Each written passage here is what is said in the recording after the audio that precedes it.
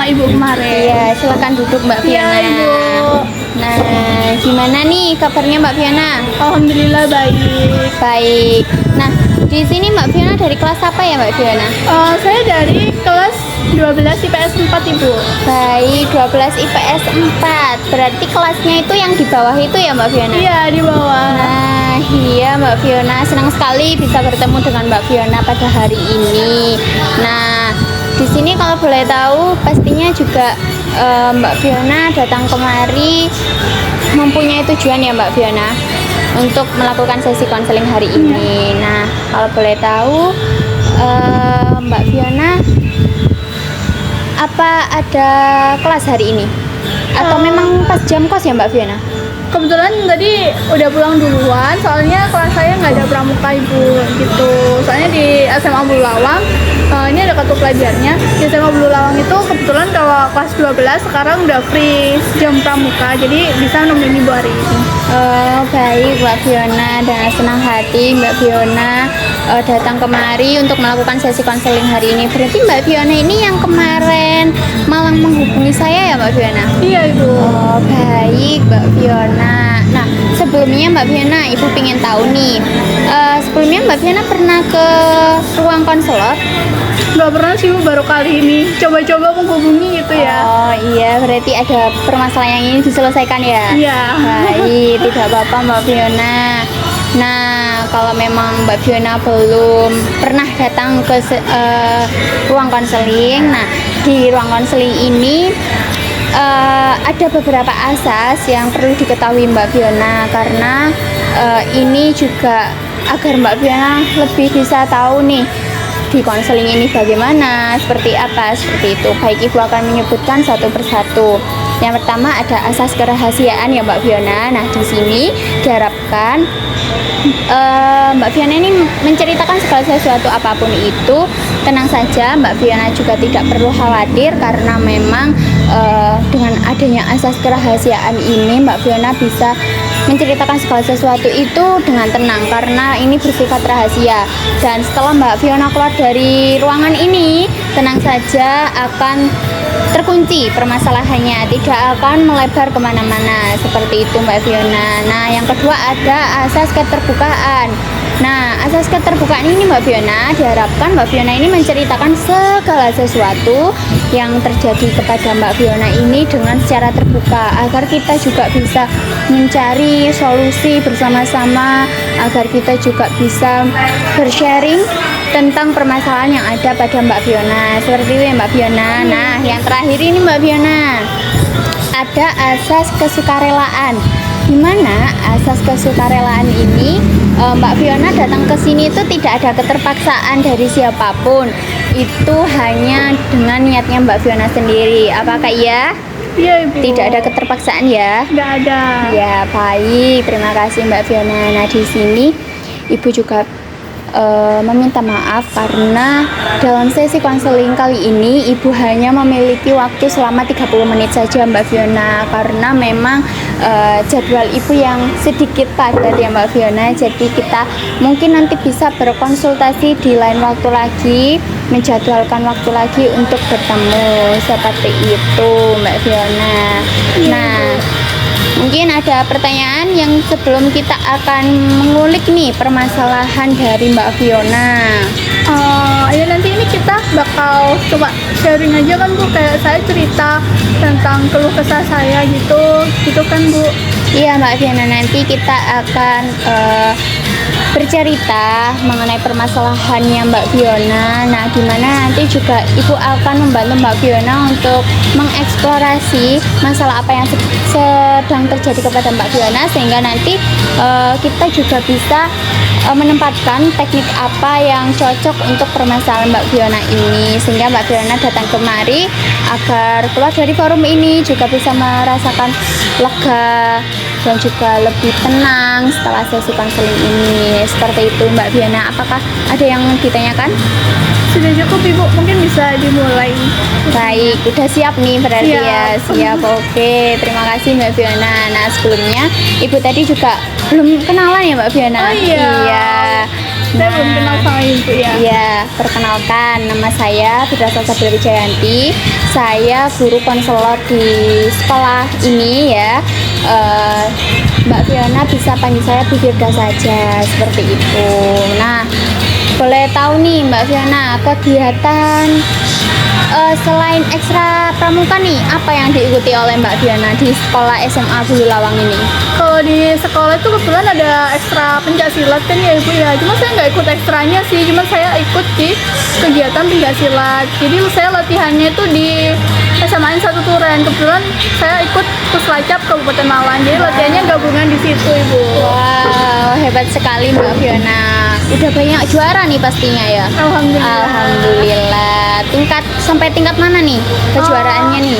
Kemarin itu saya terakhir ke Jakarta itu tingkat internasional. Alhamdulillah. Wow, juara?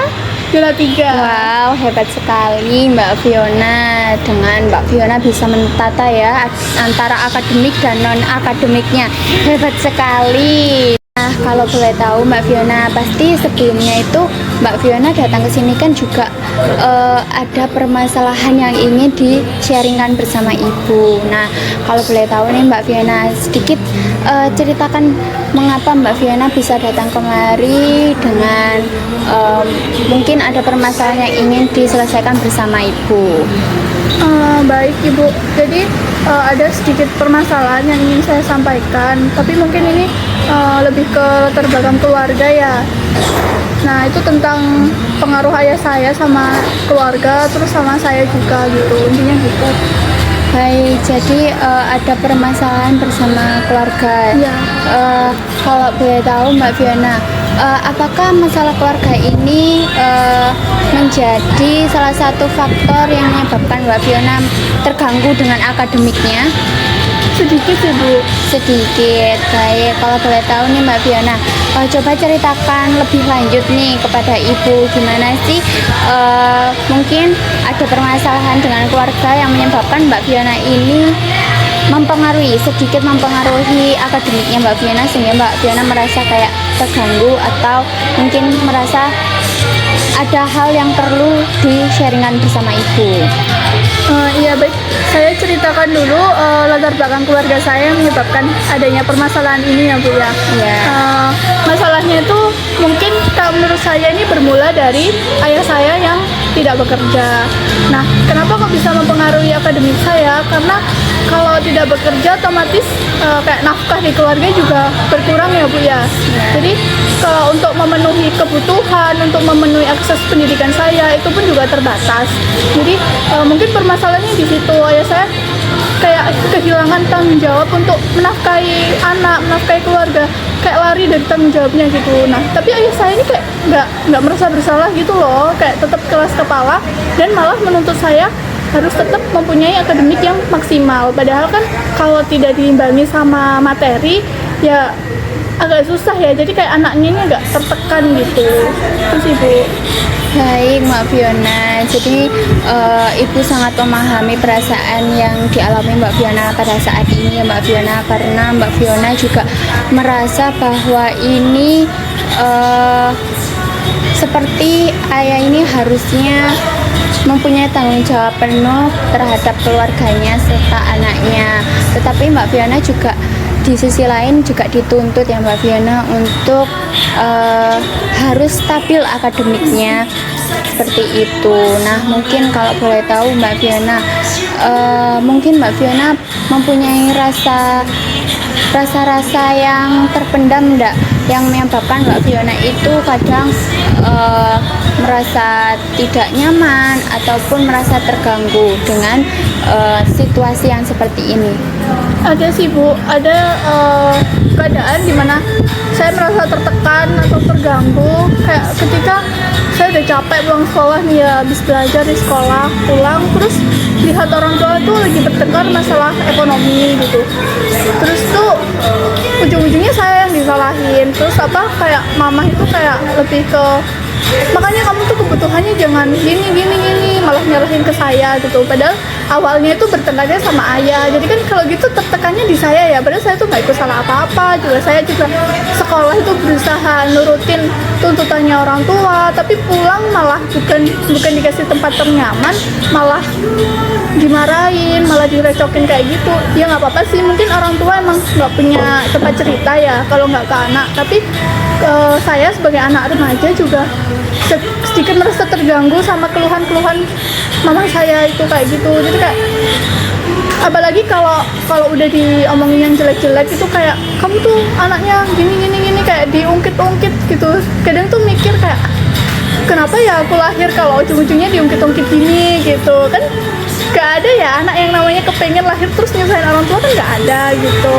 Itu sih Bu yang bikin tertekan gitu situasinya. Terus kalau bapak itu kadang sering ngomong kasar gitu, kayak membodoh-bodohkan anaknya. Kayak padahal saya sekolah juga udah berusaha untuk tetap ranking dan lain-lain, tapi malah kayak tetap salah, tetap kurang aja gitu. Terus itu. Jadi situasi seperti ini yang menyebabkan Mbak Fiona itu merasa tertekan, dan juga tuntutan-tuntutan dari orang tua Mbak Fiona, sehingga Mbak Fiona seharusnya mempunyai tempat ternyaman, tetapi setelah pulang ke rumah Mbak Fiona sudah berusaha keras belajar di rumah, menuntut ilmu dengan tuntutan orang tua yang seperti itu. Jadi Mbak Fiona juga merasakan sedikit emosi ya Mbak Fiona tentunya. Baik, kalau boleh tahu nih Mbak Fiona, coba ceritakan gimana sih mungkin sang ayah itu menurut Mbak Fiona mengharapkan seperti apa kepada Mbak Fiona? Kalau ayah saya itu orangnya perfeksionis ya Mbak ya. Ya Bu ya, jadi kalau pengennya tuh saya ya kalau di sekolah tetap ranking, terus di sisi lain non akademik saya itu harus tetap berjalan gitu. Nggak peduli saya itu butuh ini, butuh itu, sakit itu kayak nggak peduli, tetap dituntut aja. Kayak mengharapkannya tuh harus yang bagus gitu. Kalau orang lain bisa, kenapa kamu nggak? Ayah saya tuh selalu berprinsip kayak gitu.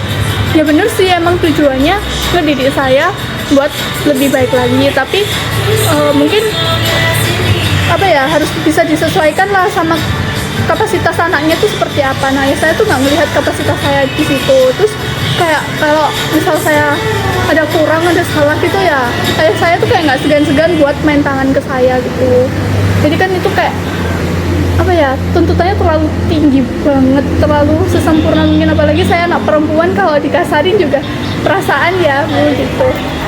Baik, nah mungkin juga Ibu juga sangat memahami perasaan yang dialami oleh Mbak Fiona, karena banyak faktor yang mengalami terhambatnya segala sesuatu yang harus memenuhi tuntutannya, seperti itu ya Mbak Fiona. Karena memang tidak mudah untuk menjalani, di sisi lain kita harus menjalani akademik, di sisi lain kita harus juga menjalani non akademik, tetapi juga kadang kita merasa bahwa kebutuhan kita itu juga masih banyak ya Mbak Fiona. Tetapi ternyata di belakang juga memang ayah mungkin belum cukup untuk memahami situasi ini, sehingga Mbak Fiona selalu dituntut untuk menjadi yang terbaik, seperti itu ya Mbak Fiona. Nah kalau boleh tahu nih Mbak Fiona, apakah Mbak Fiona mempunyai rasa yang mungkin dendam atau benci kepada sang ayah? Kalau dibilang dendam sih enggak ya, soalnya kan gimana pun saya juga darah dagingnya beliau. Tapi mungkin jengkel ya ke beliau, kayak kamu ini loh lepas tanggung jawab buat anakmu, tapi kamu kok nuntut ke anakmu lebih gitu. Apa kamu nggak lihat istrimu itu kayak berjuang sendirian besarin anak gitu, tapi kamu nuntut gini gitu, sukanya marah-marah gitu. Gitu sih jengkelnya itu.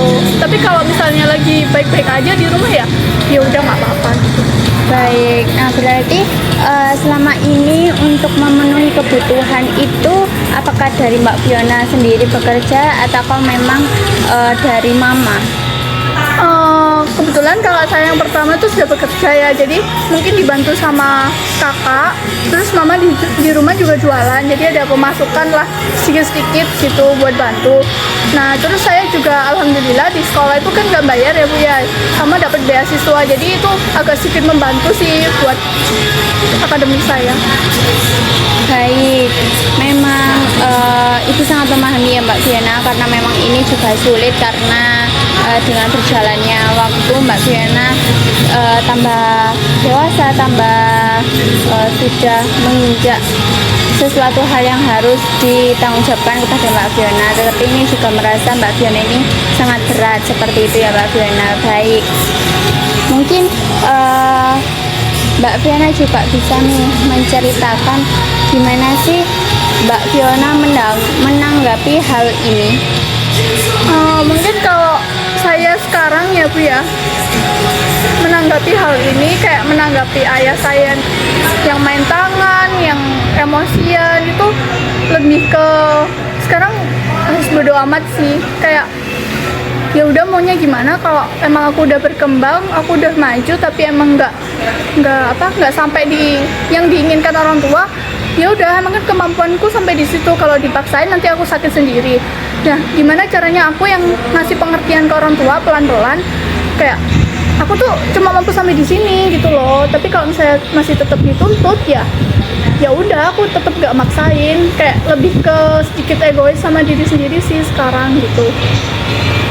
Baik Mbak Fiona, Ibu sangat memahami dari situasi yang sedang dialami oleh Mbak Fiona. Nah, di sini Ibu juga mempunyai teknik, yaitu teknik kursi kosong. Nah, di mana di sini Mbak Fiona akan berdialog dengan ayahnya di tempat kursi kosong tersebut. Nah, nantinya Mbak Fiona diharapkan untuk bercerita gimana di situasi di mana Mbak Fiona itu merasa tertekan, atau mungkin ada perdebatan yang sehingga Mbak Fiona ini juga merasa Mbak Fiona ini tadi sudah bilang kalau lebih egois ke diri sendiri ya Mbak Fiona. Baik, apakah bisa dimulai Mbak Fiona?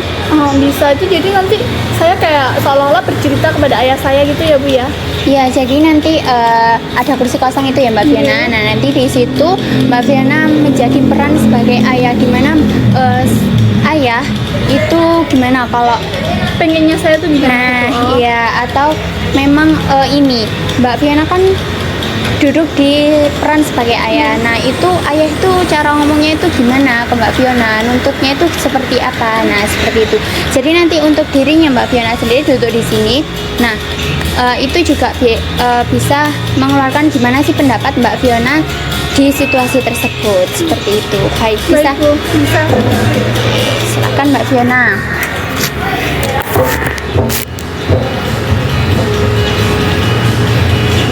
Fiona, kamu tuh ya kalau di sekolah itu harus tetap ranking 1. Terus kalau ikut kejuaraan itu kamu tuh harus tetap menang. Kamu tuh harus latihan, kamu tiap hari harus latihan, kamu harus punya waktu setiap hari. Kamu jangan males-malesan terus di rumah.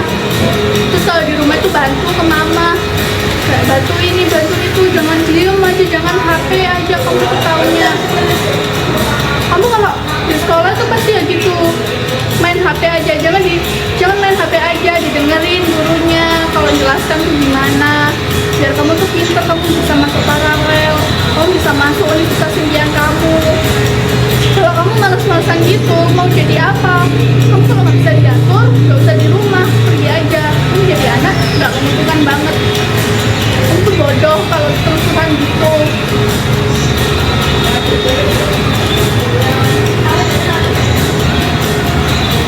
Ya, tapi kemampuanku tuh cuma sampai di situ, Pak. Jadi ya aku nggak bisa maksain kemampuanku buat terus berkembang. Ya mungkin aku bisa usahain lagi, tapi sedikit demi sedikit, jangan terlalu ditekan. Nanti kalau ditekan yang ada malah aku stres sendiri. Nanti kalau aku memberontak, itu nanti malah jadi masalah besar di rumah. Ya tapi kamu tuh nggak boleh jadi anak yang membantah sama orang tuanya. Kamu tuh kalau ada orang tua tuh dengerin maunya apa, jangan pernah menjawab. Kamu tuh apa-apa tuh masih dididik orang tua, jangan kayak durhaka kayak gitu, jangan jadi anak bodoh. Ya seperti gitu sih Bu, orang tua saya kalau misal lagi memarahi saya gitu. Cuman itu tadi kan pakai bahasa Indonesia ya, jadi kayak lebih halus gitu. Baik, nah dari dialog itu tadi ya Mbak Fiona, mungkin ada perasaan seperti apa Mbak Fiona di situasi tersebut? Apakah Mbak Fiona ingin aku harus jadi seperti ini, dan kata-kata apa sih yang Mbak Fiona ingat di dalam percakapan perdebatan bersama sang ayah? Kalau kata-kata motivasi sih sebenarnya dapatnya itu habis berdialog ya, nggak langsung pas dialog itu dapat itu enggak. Tapi kalau kata-kata yang paling diingat itu kalau pas ayah itu ngatain saya, kayak ngatain kayak kamu tuh bodoh itu kayak terngiang banget ya, kayak masa iya sih aku bodoh. Nah dari situ kayak timbul motivasi kayak aku nggak mau dikatain bodoh lagi sama ayah saya gitu. Baik, memang kata-kata itu sangat menjadi patokannya Mbak Fiona, sehingga Mbak Fiona juga mungkin mempunyai rasa yang saya harus berkembang seperti itu ya Mbak Fiona. Iya. Nah, kalau boleh tahu nih Mbak Fiona, kita kan juga harus mempunyai solusi untuk kedepannya ya Mbak Fiona. Nah, mungkin ada solusi dari Mbak Fiona dari diri sendiri sehingga Mbak Fiona itu juga bisa berkembang dari masa kini dan yang akan datang. Mungkin solusi saya lebih ke ngobrol ya sama bapak. Jadi saya harus ngobrol sama bapak di satu waktu yang mungkin tepat. Ngobrolnya tuh ngobrolin gimana kondisi saya, gimana masa depan saya, biar bapak itu juga bisa tahu, kayak biar bisa paham kayak oh iya anak saya tuh butuhnya ini gitu. Terus nanti kalau misalnya emang bapak udah bisa mengerti ya baru saya jalankan plan-plan saya ke depannya. Kayak misalnya saya nata kuliah tuh dari sini, bukan yang langsung didorong itu enggak, tapi harus kayak ketata. Terus kalau kuliah udah jadi tujuan udah tercapai gitu ya, nanti setelah kuliah nih plan saya gini. Jadi itu kayak pelan-pelan ditatanya. Saya pokok jalan pertamanya tuh ngobrol dulu sama bapak gimana biar paham sama situasi diri saya gitu. Ya Mbak Fiona, memang segala sesuatu itu harus dikomunikasikan bersama orang tua, karena memang mungkin pemikiran Mbak Fiona dan juga orang tua itu mempunyai pendapat yang berbeda.